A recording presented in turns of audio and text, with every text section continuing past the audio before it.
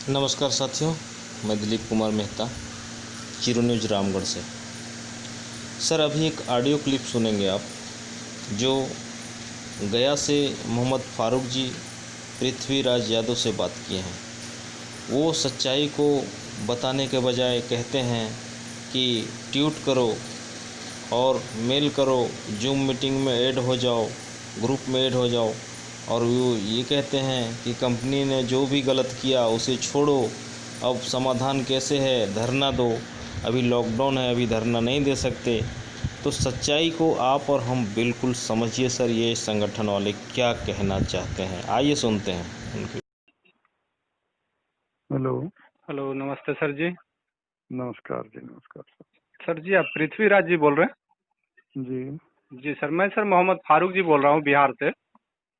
जी, फारूक साहब बताइए। जी सर, पीएससीएल के संबंधित में सर हम लोग बहुत परेशान हैं सर, कुछ इसकी जानकारी दीजिए सर। नहीं, आप कहाँ रहते हो बिहार में? मैं सर गया जिला में रहता हूँ। गया में? जी सर। तो ये जो कुछ ग्रुप बने हुए हैं, इस ग्रुप्स में नहीं हो क्या आप? जो पीएसएल से रिलेटेड जो बिहार में ग्रुप बने हुए हैं। बिहार में सर ग्रुप बने हुए हैं, लेकिन हमारे जो ईएम रैंक के बंदा हैं, यस जो हमारे ईएम हैं पटना के भूषण पंडित जी, जी और उनका सीनियर है आरसी प्रसाद जी, जी जी जी। और उनका सीनियर है प्रॉपर्टी होल्डर प्रशांत कुमार जी मुजफ्फरपुर के। ओके तो ओके। ये, और उनका सीनियर है सर एचपी सिंह पंजाब के। जी जी जी। लेकिन इन्होंने ये सब मिलके जानकारी, आखिर छोटे लोग जो कार्य करता थे उन जी। लोग को जानकारी सर जैसे पहले देते थे कि ये हम्म। बिजनेस करना है, ये बिजनेस करना जी है, जी ये जी आपका ऑफर आया है। तो जी जी आज के डेट में तो सर कोई कुछ बताते नहीं न है, तो इसके कारण जो जी। है हम लोग दर दर के भटक रहे हैं। जिसका फारूक नंबर जी, मिलता है फारूक सर जी, फोन लगा देते फारूक हैं। जी, जी फारूक सर। जी, फारूक जी जी, जी मैं सर। सब समझ रहा हूँ। ये जितने जितने आपने नाम बताए ना, जी सर। मैं इनको पहचान गया। अब जी मैं ये कह रहा हूँ, चूंकि परेशानी उनको नहीं है, दो वजह है उसके पीछे। जी एक तो सर। चूंकि उन लोगों ने इतना माल लिया हुआ है कि उनको शायद जरूरत नहीं है। जी जी दूसरी क्या है कि वो इतने बड़े सीनियर के शायद से उन्होंने कोई डायरेक्ट पैसा लोगों का इन्वेस्ट नहीं किया होगा जी फील्ड सर। में से, जी अपने रिलेटिव्स का कर दिया होगा ज्यादा से ज्यादा। जी सर। तो तीसरा ये भी हुआ कि चूंकि उनको इस बात का भय भी लगता है, यदि वो लोगों के बीच में आए तो हमको गालियां मिलेंगी। अच्छा अच्छा। चलो, ये तो वही उनकी बात। अब जी मैं कह रहा हूँ, परेशानी में तो आप हो, मैं हूँ। जी सर। अब हम लोगों को दो रास्ते हैं। देखिए दोस्त, समस्या के, किसी भी समाधान की समस्या के मेरे अनुभव में आए वो दो रास्ते में समझता हूँ। जी सर। एक तो ये है कि हम उस समस्या का क्या समाधान हो सकता है उसमें लग जाएं और लोगों को लगा लें। जी दूसरा ये है कि जिन्होंने हमें पैदा किया उनको गालियां दें। जी। तो मुझे लगता नहीं कि, जैसे मान लीजिए कोई, मैं एक छोटा उदाहरण देता हूँ कि हमारे परिवार में भी कोई प्रॉब्लम हो जाए, बिल्कुल बिल्कुल तो सर, एक दीजिए तो ये सर। रास्ता है कि हम उस समस्या, हमारी प्रॉब्लम जो आई, जो कठिनाई आई, उसके समाधान में सारा परिवार जुट जाए और समाधान से बाहर आ जाए। एक बिल्कुल। ये है कि बैठ के रो और माँ और बाप को गालियां दो, मार बापू को भाई हमको पैदा क्यों किया। जी तो मेरा ये मानना है कि वो तो गाली खाने लायक तो हैं, जी लेकिन हम हमारी सारी ऊर्जा और शक्ति उनको गाली देने में क्यों लगाएं। जी। उनको भगवान जब सद्बुद्धि देगा, सजा देगा, अल्लाह ताला देगा, जैसे दे लेगा उनको, उनकी मर्जी है वो तो। बिल्कुल बिल्कुल सही बात हम तो अपनी समाधान के लिए क्या प्रयास कर सकते हैं और क्या उस प्रयास में सहयोग कर सकते हैं, ये देखने की बात है। है। जी तो ग्रुप बने हुए हैं कुछ, उनसे जुड़िए आप थोड़ा। मैं, एक ग्रुप है या ये सो बिहार नाम से, अच्छा अच्छा। उसमें मैं आपको जोड़ देता हूँ। जी सारी तो सूचनाएं मिलेंगी आपको। और कुछ हमारा इस समय एक जूम ऐप मीटिंग चल रहा है और एक ट्विटर का अभियान भी चल रहा है सारे देश के पीएसएल इन्वेस्टर्स के कार्यकर्ताओं के समाधान के लिए। जी जी। उसका हिस्सा फारूक जी बनिए आप, बिल्कुल और बनेंगे सर, बिल्कुल बनेंगे। समाधान भी निकलेगा और आपको जानकारी मिलेंगी। इस जी। नंबर से आप मेरे से बात कर रहे हो, ये आपका व्हाट्सएप नंबर है? नहीं सर, ये मेरा व्हाट्सएप नंबर नहीं है सर। हाँ, व्हाट्सएप नंबर है तो बताओ मुझे आप। नहीं, व्हाट्सएप नंबर आप लिख लीजिए, या तो फिर मैं हम्म, मैसेज कर दूंगा आपको यही नंबर पे। इसी नंबर पे मैसेज करो मेरे को, है ना? ठीक है सर, मैं व्हाट्सएप कर दूंगा। हाँ, ठीक और है, तो सर इसका सरकारी ये सूचना सर आपको ये अभी सर मेरे थोड़ा सा सर मैं आपसे रिक्वेस्ट करता हूँ, थोड़ा बात करता हूँ बताइए आपसे। बताइए बताइए। सर जी ये अभी 6 साल टाइम बीत गया जी और आने वाले में अभी कितना समय बीतेगा ये कुछ कहा नहीं जा सकता।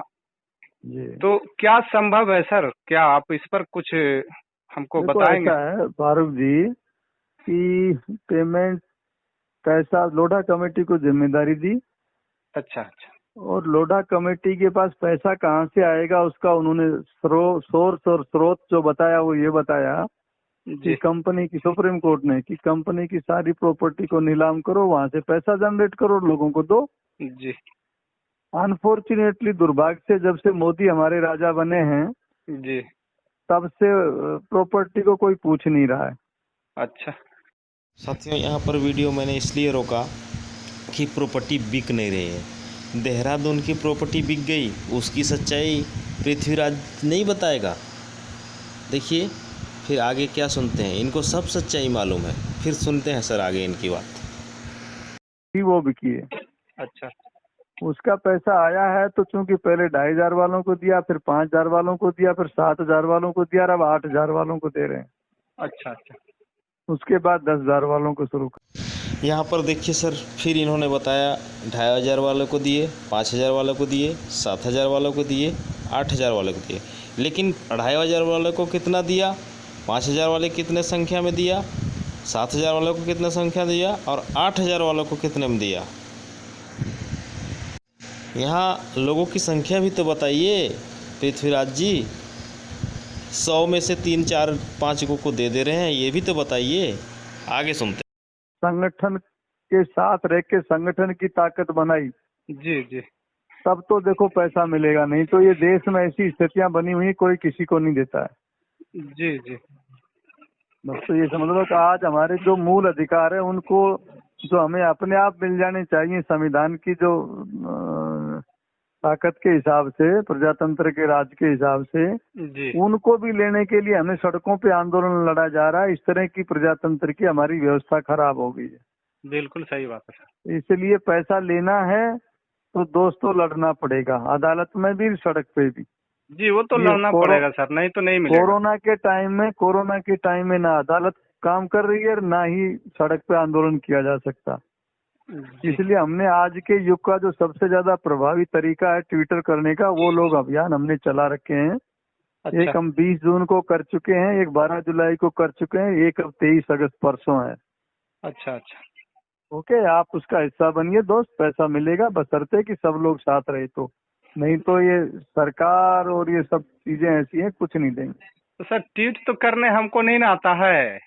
सर ट्वीट सीखने में कोई दिक्कत नहीं है, कोई देरी नहीं। जैसे आप व्हाट्सएप करते हो ना, ऐसे ट्वीट भी हो जाएगा। तो ट्वीट करने से सर पैसा मिल जाता तो सर सारे देश के लोग ट्वीट कर देते ना। तो आपको कैसे समझाऊं मैं कि कैसे मिलेगा? आप कोई रास्ता जानते हो तो बताओ, चलो उस पे चलेंगे। नहीं सर, मैं तो रास्ता आपसे जानना चाह रहा सारा देश यदि ट्वीट कर दे ना हूँ। जी तो मिस्टर फारूक 30 दिन में पैसा मैं दे दूंगा। अच्छा अच्छा। करो तो सही। आप परेशान हो, दुखी हो, सीनियर्स को गाली दे रहे हो और एक ट्वीट नहीं किया आपने। नहीं और नहीं आपने मोहर लगा दी। ट्वीट करने से क्या होता है? तो फिर काबा चले जाएं, वहाँ हो जाए तो समाधान। बोलो मैं चलता हूँ काबा। नहीं नहीं, कावा जाने से तो यार दोस्त ऐसे क्या समाधान बात नहीं करते हो होगा, आप? समाधान नहीं होगा। तो सर आपसे लोढ़ा जी से सर बातचीत होती है? सब कुछ हुआ है, आप जुड़िए आप पहले दोस्त। तो बिल्कुल साथियों, अभी आपने पृथ्वीराज यादव जी का वो मोहम्मद फारूक के साथ बातचीत करते हुए आपने सुना। इससे क्या पता चलता है सर? पृथ्वीराज जी कहते हैं कि सुप्रीम कोर्ट में खड़ा मैं हूँ और मैंने ही आपके ये सब कार्य करवाए हैं। जो आधा अधूरा पेमेंट आ रहा है या फिर नहीं मिल पा रहा है या फिर जितनी भी विलम्ब हो रही हैं, वो सारे जिम्मेवारी पृथ्वीराज कह रहे हैं कि हम संगठन वाले सुप्रीम कोर्ट में खड़े हैं, इसलिए ऐसा हो रहा है। तो आप समझिए कि ये क्या कहना चाह रहे हैं। खुलेआम आपको यह अपनी जो कारनामा है, जो कृत्य किए हैं इन्होंने, वो खुलेआम आपको बता दे रहे हैं कि हमारे वजह से ये सुप्रीम कोर्ट में ये सारी चीज़ें हो रही हैं। मैंने ही रिजल्ट सुनवाया, मैंने ये सेबी से पेमेंट शुरू करवाया, आधा अधूरा पेमेंट शुरू करवाया, जैसा भी कराया वो पृथ्वीराज यादव जी का कहना है कि मैंने ही कराया। और कुछ दिन पहले सोशल मीडिया एक द जीरो चैनल थी, उसमें भी बात हुई थी, तो इन्होंने उस पर भी कहा था कि मैंने करवाया है। तो अब सोचिए कि ये क्या कहना चाहते हैं, ये किस तरह के उदाहरण देके मोहम्मद फारूक जी का कैसे वो उनके वास्तविकता को अपने आप से छुपा करके उनसे बातें की हैं। आगे आप लोग सब समझदार हैं। ज़्यादा कुछ नहीं कहते हुए मैं आप लोगों से अपील करता हूँ कि इस तरह की सच्चाई और जो पृथ्वीराज जी का जो अभी भी उनका अपना बयान है, इस सच्चाई को आप गरीब निवेशकों तक भेजने का प्रयास करिए। इस वीडियो को ज़्यादा से ज़्यादा लोगों तक पहुंचाइए। मैं ये नहीं कहता हूं कि मेरे चैनल को सब्सक्राइब करो, मैं सिर्फ सच्चाई का लड़ाई लड़ रहा हूं, पैसे के लिए नहीं अपना चैनल बनाया हूं। आगे आप सभी समझदार हैं साथियों।